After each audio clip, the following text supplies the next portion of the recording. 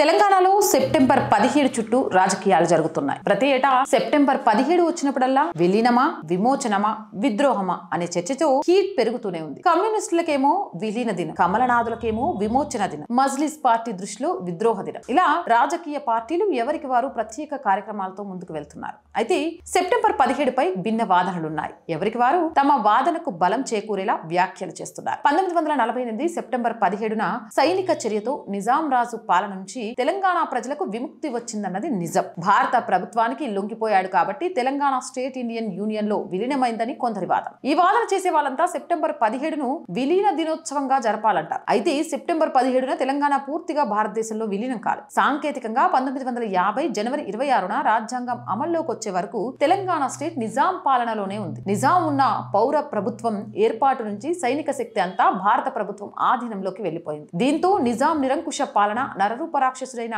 కాసిం రజ్వీ వంటి రజాకారులు తెలంగాణ ప్రజలు విముక్తి పొందారు కాబట్టి సెప్టెంబర్ 17న విమోచన దినంగా పాటించాలని మరికొందరి వాదన.